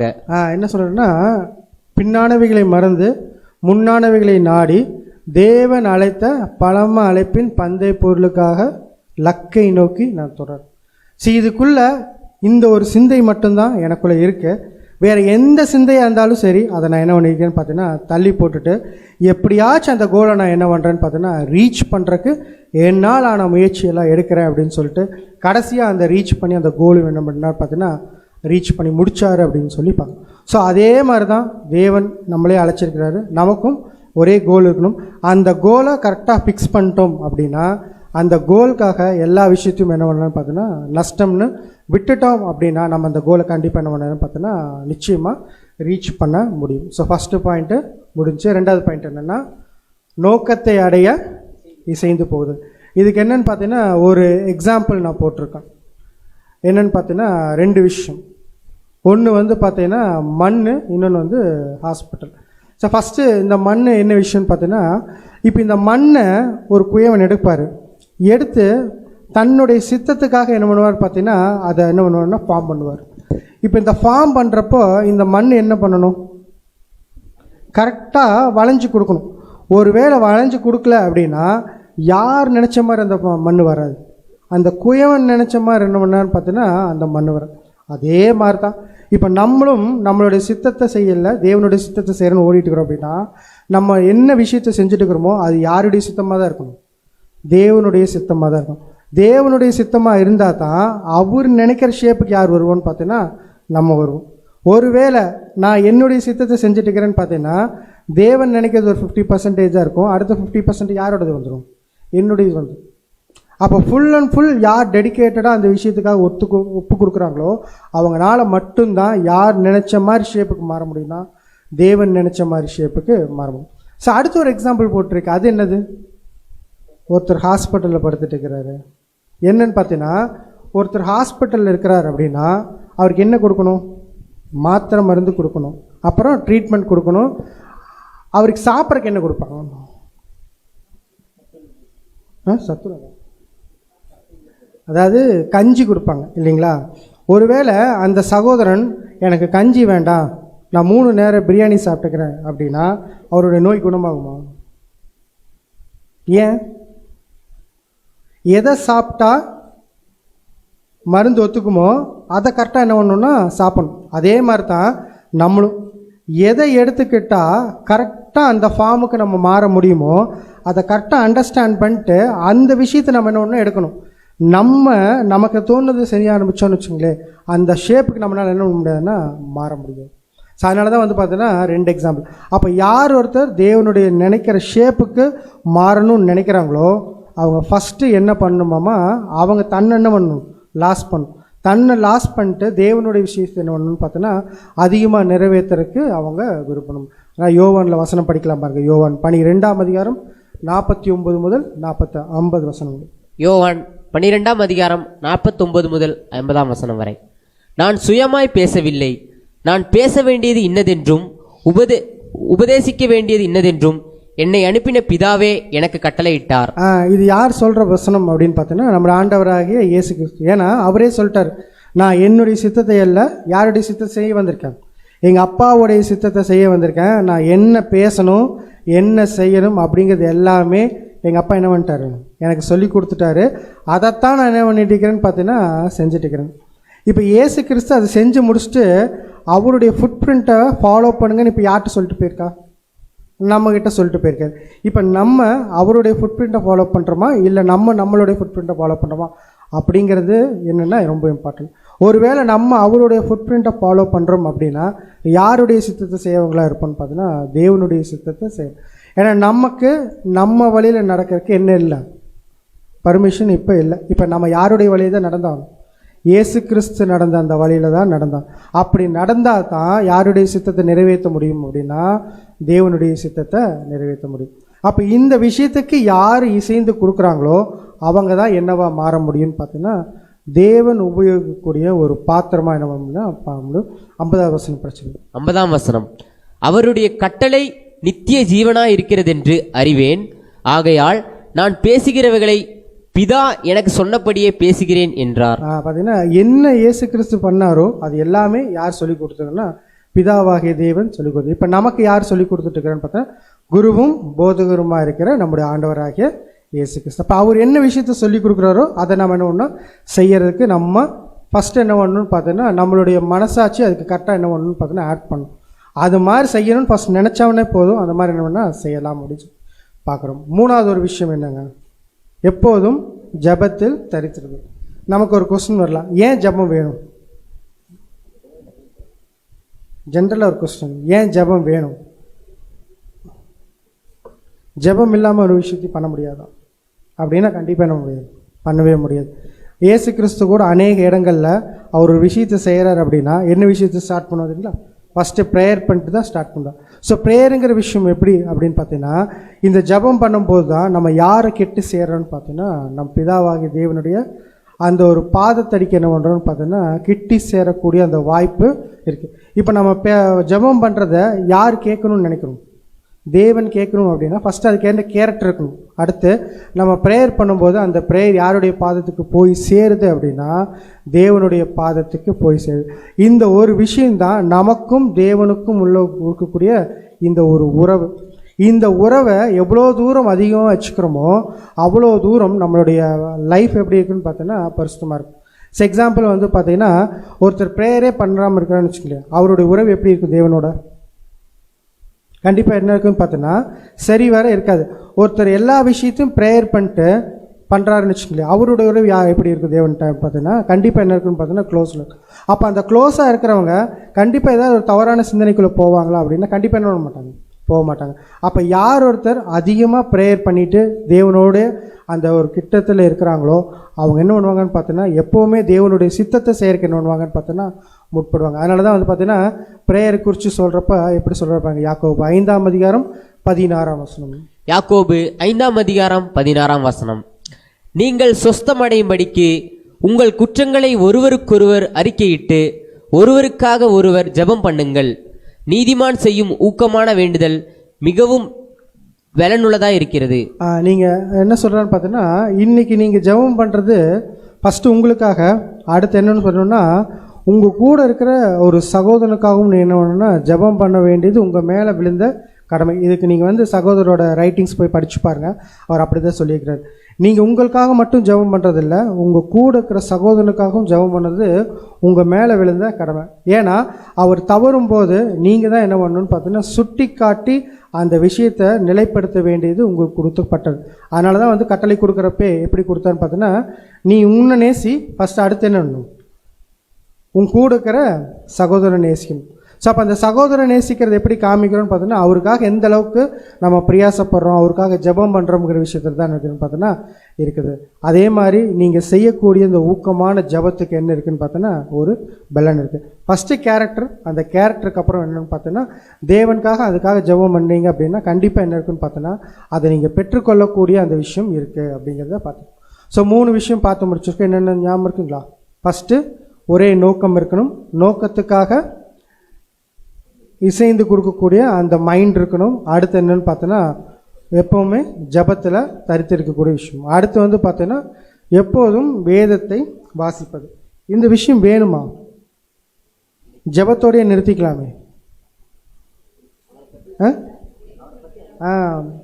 வேதத்தை வாசித்தாதான் இப்போ நம்ம என்ன செஞ்சுட்டு இருக்கிறோன்னு பார்த்தீங்கன்னா தேவனுடைய சித்தத்தை செய்கிறோன்னு சொல்கிறோம். இப்போ இந்த விஷயத்தை எங்கே படித்து தெரிஞ்சுக்கிறது அப்படின்னா பைபிளில் தான் படித்து தெரிஞ்சுக்க முடியும். ஒருவேளை நான் பைபிளே படிக்கலை அப்படின்னா எனக்கு எப்படி தேவனுடைய அந்த திட்டங்கள் அந்த விஷயம் எல்லாமே தெரியும்? அப்போ கண்டிப்பாக என்ன ஆகுதுன்னு பார்த்தீங்கன்னா தெரியாது. அப்போ ஒருத்தர் தேவனுடைய சித்தத்தை செய்யணும் அப்படின்னு நினச்சானா ஃபஸ்ட்டு அவர் செய்யக்கூடிய விஷயம் என்னென்னா பைபிள் எடுத்து என்ன பண்ணணுமா அதிகமாக படிக்கும்போது தான் தேவன் என்னென்ன மாதிரியான விஷயங்கள் செஞ்சுருக்கிறாரு, தேவனுடைய எக்ஸ்பெக்டேஷன்ஸ் என்ன, தேவன் எப்படி வந்து இந்த காரியங்கள் எல்லாம் நிறைவேற்றுறாரு, நமக்கு அதில் என்ன பங்கு வச்சுருக்கிறாரு அப்படின்னு. சிம்பிளாக சொல்லணும்னு போகணுன்னா, இப்போ ஒரு டெஸ்டினேஷன் ரீச் பண்ணுறோம் அப்படின்னா யூஸ்வலாக இப்போது முதல்லலாம் எப்படின்னா வழி கேட்டு போவாங்க. ஆனால் இன்றைக்கி என்ன பண்ணுறோம், இங்கே கோயம்புத்தூரில் ஸ்டார்ட் பண்ணி மதுரை போகணுன்னா ஜிபிஎஸ் எடுத்துன்னு பண்ணுறோம், மொபைல் ஆன் பண்ணிடுறோம். மொபைல் ஆன் பண்ணோடனே எங்கே போகணுங்கிற வழி எப்படின்னா கரெக்டாக காமிச்சிருது. கரெக்டாக என்ன பண்ணிடுன்னு பார்த்தோன்னா போக வேண்டிய இடத்துக்கு கரெக்டாக ரீச் பண்ணுறோம். இப்போ இதே தான் பைபிளும் செய்யுது. பைபிள் என்ன பண்ணுமாமா, நீங்கள் எங்கே போய் ரீச் பண்ணணும் அப்படிங்கிற விஷயத்த கரெக்டாக கைட் பண்ணக்கூடிய ஜிபிஎஸ் எது அப்படின்னா பைபிள் தான். ஒருவேளை நீங்கள் பைபிள் படிக்கலை அப்படின்னா உங்களோட டெஸ்டினேஷன் நீங்கள் என்ன பண்ண முடியாது, ரீச் பண்ண முடியாது. அப்போ எவ்வளோ தூரம் நீங்கள் அதை படிக்கிறீங்களோ அவ்வளோ நாலேஜ் என்ன ஆகுன்னு பார்த்தீங்கன்னா உங்களுக்குள்ளே வரும். அவ்வளோ நாலேஜ் உங்களுக்குள்ளே வரப்போ எந்த விதமான தடைகள் வந்தாலும் சரி அது ஈஸியாக என்ன பண்ணலான்னு பார்த்தீங்கன்னா தள்ளிட்டு தேவனுடைய கிட்ட சேர்றதுக்கு இதுதான் என்ன பண்ணணும்னு பார்த்தீங்கன்னா கைட் பண்ணும். அதனால் தீமோத்தேயுக்கு எழுதுகிறப்ப பவுல் அப்போஸ்தலன் எப்படி சொல்கிறாங்க, 2 தீமோத்தேயு 3ஆம் அதிகாரம் 15ஆம் வசனம். 2 தீமோத்தேயு 3ஆம் அதிகாரம் 15ஆம் வசனம். கிறிஸ்து இயேசுவை பற்றும் விசுவாசத்தினாலே உன்னை ரட்சிப்புக்கேற்ற ஞானமுள்ளவனாக்கத்தக்க பரிசுத்த வேத எழுத்துக்களை நீ சிறுவயது முதல் அறிந்தவன் என்றும் உனக்கு தெரியும். வேத எழுத்துக்கள் எப்படி சொல்கிறேன்னா ரட்சிப்புக்கேற்ற ஞானமுள்ளவனாக்கத்தக்க பரிசுத்த வேத எழுத்துக்கள். ஸோ ஃபுல் நாலேஜ் எங்கே தான் இருக்குதுன்னு பார்த்தீங்கன்னா இந்த பைபிளில் தான். யார் ஒருத்தர் இந்த பைபிளில் ஃபுல்லாக படித்து தெரிஞ்சுக்கிறாங்களோ அவங்களால என்ன பண்ண முடியாது, என்ன பண்ண முடியும்னு பார்த்தீங்கன்னா ஈஸியாக என்ன விஷயத்தை தேவன் சொல்ல வராரோ அதை என்ன பண்ண முடியும்னா அண்டர்ஸ்டாண்ட் பண்ண முடியும். ஸோ பைபிளை படிக்கிறது எந்த அளவுக்கு நம்ம வந்து தேவனுடைய பாத்திரமாக மாறணும்னு நினைக்கிறோமோ அந்த அளவுக்கு அதிகமாக எதை படிக்கணும் அப்படின்னா பைபிளை படிக்கக்கூடிய ஒரு காரியம் இருக்கும் அப்படின்னு சொல்லி பார்க்குறோம். அடுத்து என்னன்னு பார்த்தோன்னா எஜமானல்ல வேலைக்காரனாக இதுக்கும் நம்ம சொல்கிற கான்செப்டுக்கும் ஏதாவது சம்மந்தம் இருக்குங்களா? நம்ம என்ன படிச்சுட்டுக்கிறோம் பார்த்தோன்னா எப்படி எஜமானுக்கு உபயோகமான ஒரு பாத்திரமாக மாறுறதுன்னு பார்த்துட்டுக்கிறோம். ஆனால் எஜமானல்ல வேலைக்காரனாக இந்த கான்செப்டுக்கும் இதுக்கும் ஏதாவது லிங்க் வருதா? என்ன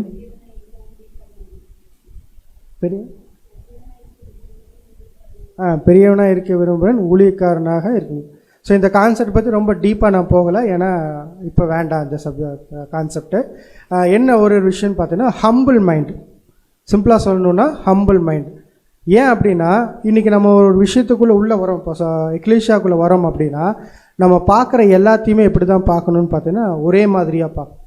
எக்ஸாம்பிள், இப்போ நம்ம எல்லாருமே ஞானஸ்தானம் வாங்கினதுக்கப்புறம் என்னவா மாறுறோம் பார்த்தீங்கன்னா கிறிஸ்துங்கிற ட்ரெஸ் என்ன நினைக்கிறோம் போகிறோம். அப்போ நம்ம பார்க்குறது எல்லாமே யார் தான்? கிறிஸ்து தான். இந்த விஷயத்தில் என்ன விஷயத்தை காமிச்சிடக்கூடாதுன்னு பார்த்தீங்கன்னா ஏற்றத்தாழ்வு காமிச்சிடக்கூடாது, நான் இன்னொரு சகோதரனுக்கு எப்படி தான் இருக்கிறேன்னு பார்த்தீங்கன்னா ஊழியக்காரன் தான். இங்கே இருக்கிற இங்கே நின்று பேசுகிறதுனாலையோ இல்லை கீழே வந்து உட்கார்ந்துருக்கிறவங்க வந்து கம்மியானவங்க, இங்கேருந்து பேசுகிறவங்க பெரியவங்க அப்படின்னு கிடையாது. இங்கே இருக்கிற பேசுகிறவங்க தேவன் கொடுத்த ஒரு வாய்ப்பு, அவ்வளோதானே ஒழிய மித்தபடி என்ன இல்லைன்னு பார்த்தோன்னா வித்தியாசம் இல்லை. கீழிருந்து ஒருத்தர் வந்து ஒரு கிரியை செய்கிறாரோ, அதுவும் இங்கே ஏற்கனவே சகோதரர்கள் சொல்லியிருக்கிறாங்க இல்லைங்களா, ஒரு டீ டம்ளரை கல்வி வைக்கிறதும் சப்ஜெக்ட் பேசுகிறதும் தேவனுடைய பார்வையில் ஒன்று தான். தேவன் என்னவா பார்க்குறாருன்னா அது எந்த அளவுக்கு நீங்கள் உங்களுடைய மனசாட்சியோடு செய்கிறீங்க அப்படிங்கிறத மட்டும்தான் பார்க்குறாரே ஒழிய தேவன் இந்த விஷயத்தில் என்ன பண்ணலன்னு பார்த்தோன்னா பட்சபாதம் பார்க்கல.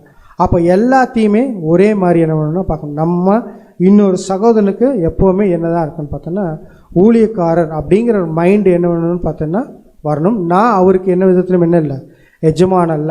இதைத்தான் வந்து பார்த்தீங்கன்னா இயேசு கிறிஸ்து தன்னுடைய வாழ்க்கையில் செஞ்சு காமிச்சிட்டு போன வசனம் படிக்கலாமாங்க. யோவான் 13ஆம் அதிகாரம் 15 முதல் 17 வசனம்.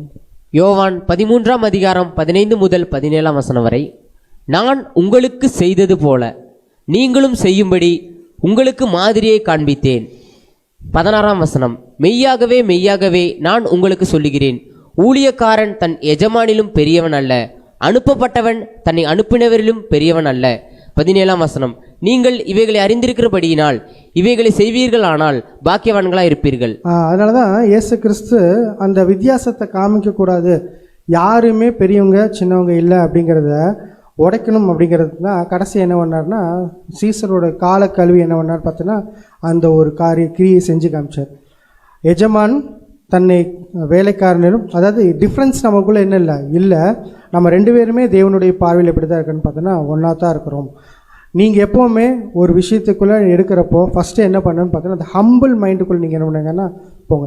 ஏன் அப்படின்னா அந்த ஹம்பிள் மைண்டில் ஒருத்தர் போகிறப்ப தான் ஃபஸ்ட்டு தேவன் சொல்லக்கூடிய ஒரு விஷயம் என்ன ஆகுதுன்னு பார்த்தோன்னா அவங்களுக்கு அண்டர்ஸ்டாண்ட் ஆகும். ஏன்னா அந்த ஹம்பிள் மைண்ட் இல்லைன்னு வச்சுக்கோங்களேன், அந்த அவர் என்ன விஷயத்த சொல்கிறாரோ அது என்ன ஆகாதுன்னு பார்த்தீங்கன்னா மைண்டுக்குள்ளே போகாது. அதனால தான் பார்த்தீங்கன்னா தேவன் வந்து அந்த ஹம்பிள் மைண்ட் இல்லாதவங்களை எப்படி பார்க்குறாருன்னா இவன் எனக்கு எப்படி இருக்கிறான், எதிர்த்து நிற்கிறாங்கிறார். பெருமையுள்ளவனுக்கு தேவன் என்ன பண்ணுறாருங்கிறாரு, எதிர்த்து நிற்க. பெருமை எப்போ வரும்னு பார்த்தீங்கன்னா தான் பெரியவன் நினச்சதை என்ன பண்ணணும்னா அந்த பெருமை வரும். அந்த பெருமை வரணும் வந்துச்சு அப்படின்னாலே இப்போ நம்ம யாருக்கு ஆப்போசிட்டாக போயிடணும் அப்படின்னா தேவனுக்கு ஆப்போசிட்டாக போயிடும். இப்போ தேவனுக்கு ஆப்போசிட்டாக ஒரு விஷயத்தை போயிட்டு இப்போ தேவன் சொல்லக்கூடிய விஷயம் நமக்கு புரியுமா அப்படின்னா கண்டிப்பாக என்ன ஆகாது, புரியாது. அப்போ அந்த ஹம்பிள் மைண்டில் ஒரு விஷயத்தை செஞ்சாலும் சரி, ஹம்பிள் மைண்டில் ஒரு விஷயத்தை கேட்குறப்போ மட்டும்தான் என்ன ஒன்று பார்த்தோன்னா அந்த காரியம் நம்ம மைண்டுக்குள்ளே போகும். அதனால தான் பிலிப்பியருக்கு எழுதுகிறப்ப எப்படி சொல்கிறாரு பாருங்கள். பிலிப்பியர் 2ஆம் அதிகாரம் 3ஆம் வசனம். பிலிப்பியர் 2ஆம் அதிகாரம் 3ஆம் வசனம். ஒன்றையும் வாதினாலாவது வீண் பெருமையினாலாவது செய்யாமல் மனத்தாழ்மையினாலே ஒருவரையொருவர் தங்களிலும் மேன்மையானவர்களாக என்ன கடவீர்கள். இந்த கான்செப்ட் உங்கள் மைண்டுக்குள்ளே என்ன இருக்குன்னு பார்த்தா இருந்துட்டு, ஒருவேளை இந்த விஷயம் நம்ம மைண்டுக்குள்ளே இல்லை அப்படின்னா நம்ம யாருடைய விஷயத்தை செய்ய மாட்டோம்னு பார்த்தோன்னா தேவனுடைய காரியத்தை செய்யாமல் நம்மளுடைய காரியங்கள் அதிகமாக என்ன ஒன்று பார்த்தோன்னா செய்ய ஆரம்பிச்சிடுவோம். அதனால தான் இந்த விஷயத்தை மைண்டில் வச்சுக்கோங்க. எப்போவுமே ஹம்பிள் மைண்ட், அந்த ஹம்பிள் மைண்ட் இருக்கிறவங்க மட்டும்தான் யாருடைய சித்தத்தை செய்ய முடியும்னா தேவன் சொல்லக்கூடிய அந்த சித்தத்தை செய்ய முடியும். அடுத்து என்னென்னு பார்த்தோன்னா மற்றவங்களுக்கு பாடமாக இருக்க வேண்டும். ஏன் இது இம்பார்ட்டண்ட்டா அப்படின்னு ஒரு கேள்வி வச்சோம்னா, ஏன் இப்போ பாருங்கள், தானியேல் ஆகட்டும் நோவா ஆகட்டும், இவங்க ரெண்டு பேருமே தேவன் உபயோகப்படுத்தக்கூடிய ஒரு பாத்திரம் தான். இவங்க ரெண்டு பேருமே யாருக்கு எக்ஸாம்பிளாக இருந்தாங்கன்னு பார்த்தீங்கன்னா அங்கே இருக்கிற எல்லாத்துக்குமே என்ன பண்ணாலும் பார்த்தீங்கன்னா எக்ஸாம்பிளாக இருப்பாங்க. அப்போ நம்மளும் எல்லாத்துக்கும் எப்படி இருக்கணும்னு பார்த்தோம்னா ஒரு எக்ஸாம்பிளான லைஃப் இருக்கணும். இப்போ அந்த எக்ஸாம்பிளான லைஃப் இருக்கிறப்ப தான் தேவன் என்ன பண்ணுவாங்கம்மா இவங்களை எடுத்து உபயோகப்படுத்தினா இவங்களை பார்த்து தேவன் என்ன பண்ணுவாங்கம்மா மகிமைப்படுத்துவாங்கம்மா. வசனம் படிக்கலாம் பாருங்கள். 1 பேதுரு 2ஆம் அதிகாரம் 12ஆம் வசனம். 1 பேதுரு 2ஆம் அதிகாரம் 12ஆம் வசனம். புறஜாதிகள் உங்களை அக்கிரமக்காரர் என்று விரோதமாய் பேசும் விஷயத்தில் அவர்கள் உங்கள் நற்கிரியைகளை கண்டு அவற்றின் நிமித்தம் சந்திப்பின் நாளிலே தேவனை மகிமைப்படுத்தும்படி நீங்கள் அவர்களுக்குள்ளே நல்நடக்கை உள்ளவர்களாய் நடந்து கொள்ளுங்கள் என்று உங்களுக்கு புத்தி சொல்லுகிறேன். என்ன சொல்கிறேன்னு பார்த்தீங்கன்னா இப்போ நம்ம செய்யக்கூடிய ஒரு விஷயம் இது யாருக்கு மகிமையாக இருக்குன்னு பார்த்தீங்கன்னா தேவனுக்கு மகிமையாக இருக்கும். இது எப்படி இருக்குன்னு பார்த்தோன்னா மித்தவங்க எல்லாத்துக்கும் ஒரு எக்ஸாம்பிளாக நம்ம செய்கிறத பார்த்துட்டு இதே மாதிரி நாமளும் என்ன பண்ணணும்னு பார்த்தோன்னா தேவனுடைய நாமத்தை மகிமைப்படுத்துறதுக்கு செய்யணும் அப்படிங்கிற ஒரு காரியத்தை நம்மளை பார்த்து செய்யக்கூடிய அளவுக்கு நம்ம நடந்துக்கணும். அப்படி இருக்கிறவங்கள தான் தேவன் என்ன பண்ணுறோமா எடுத்து யூஸ் பண்ணோம். ஸோ இப்போ சாதாரணமாக ஒருத்தரை வந்து எடுத்து யூஸ் பண்ணால் அப்போ என்ன ஆகும்னு பார்த்தீங்கன்னா அந்த ஒரு மகிமை புரியுமா அப்படின்னா கண்டிப்பாக என்ன ஆகாது, புரியாது. ஒருத்தர் வந்து எல்லா விதத்துலேயும் பர்ஃபெக்டாக இருக்கிறாருன்னு வச்சுக்கோங்களேன், அந்த பர்ஃபெக்டாக இருக்கிற பர்சனை எடுத்து தேவன் கரெக்டாக யூஸ் பண்ணாரப்போ அவரை பார்த்து என்ன பண்ணுவாங்களாமா, இப்படி தான் இருக்கணும் அப்படிங்கிறது என்ன பண்ணுவாங்களாமா தெரிஞ்சுக்கோங்க.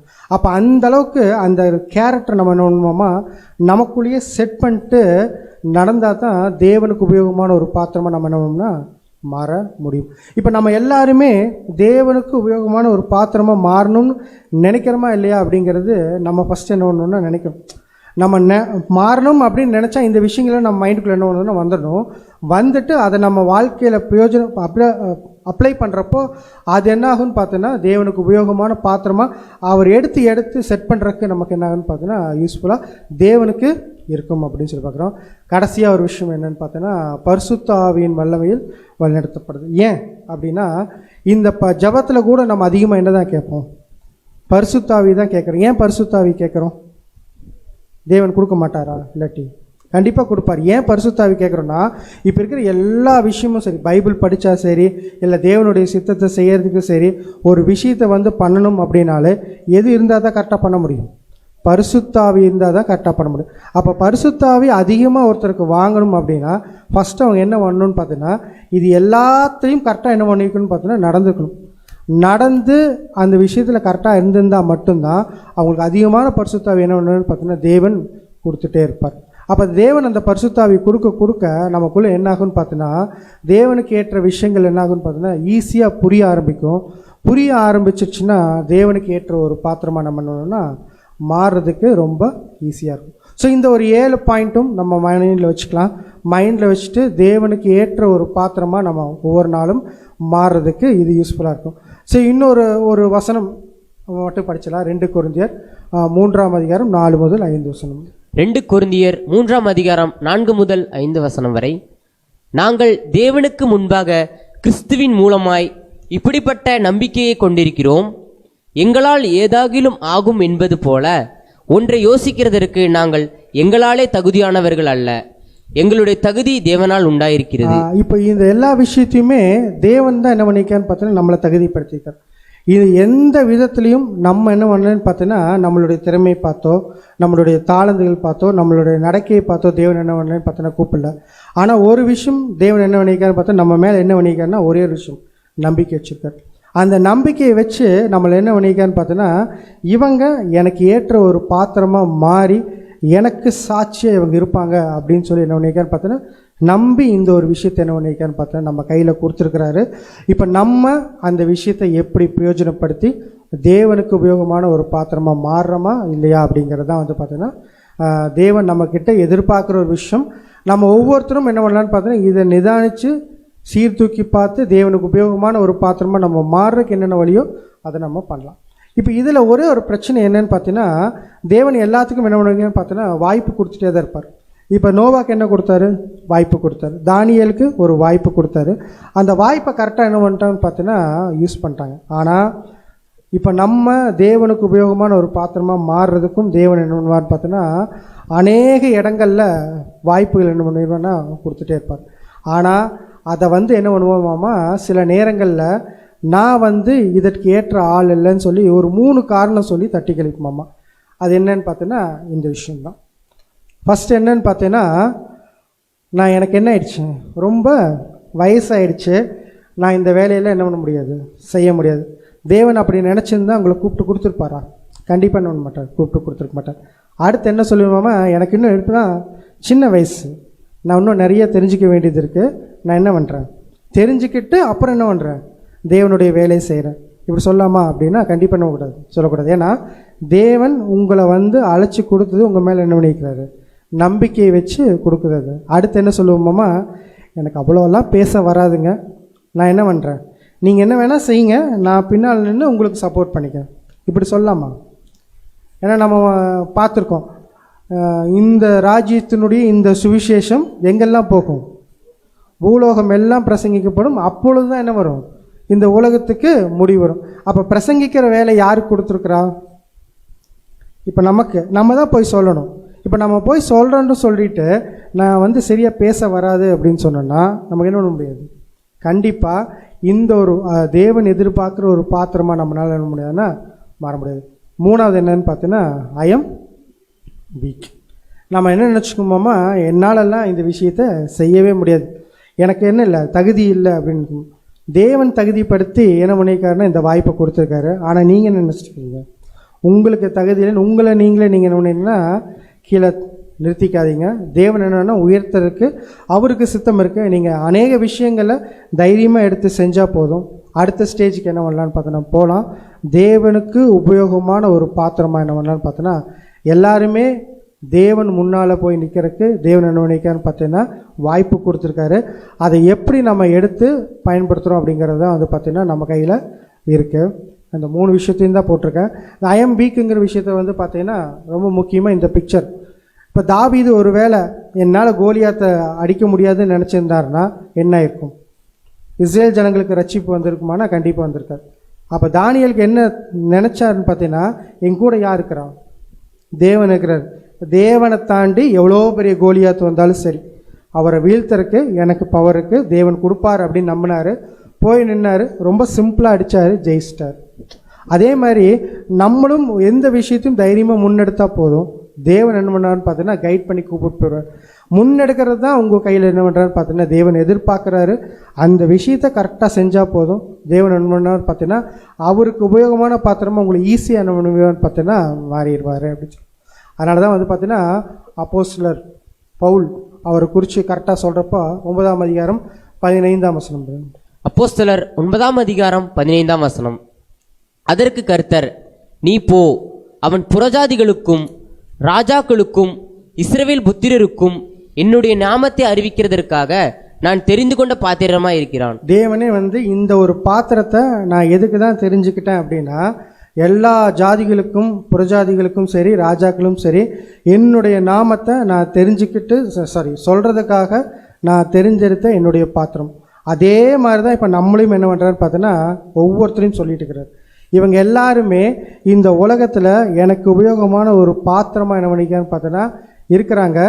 அதை வந்து கரெக்டாக அவங்க வந்து யூஸ் பண்ணி கொண்டு வந்து நிறுத்தி இந்த ஒரு ராஜ்யத்துக்கு, அதாவது இந்த உலகத்துக்கு ஒரு முடிவு கொண்டு வந்து என்னுடைய ராஜ்யத்துக்கு துவக்கம் இவங்க கொண்டு வருவாங்க அப்படிங்கிற ஒரு நம்பிக்கையோட தேவன் என்ன பண்ணிக்கான்னு பார்த்தா நம்மளோட பாத்திரமாக கன்சிடர் பண்ணி அந்த ஒரு வாய்ப்பை கொடுத்துருக்காரு. நம்ம கரெக்டாக அந்த விஷயத்தை ஃபாலோ பண்ணி அந்த தேவனுடைய அந்த சித்தம் இந்த உலகத்தில் நடக்கிறதுக்கு நம்ம முயற்சி எடுக்கலாம். இன்னொரு வசனம் படித்து இந்த சப்ஜெக்டை முடிக்கலாம். அப்போஸ்தலர் 20ஆம் அதிகாரம் 24ஆம் வசனம். அப்போஸ்தலர் 20ஆம் அதிகாரம் 24ஆம் வசனம்.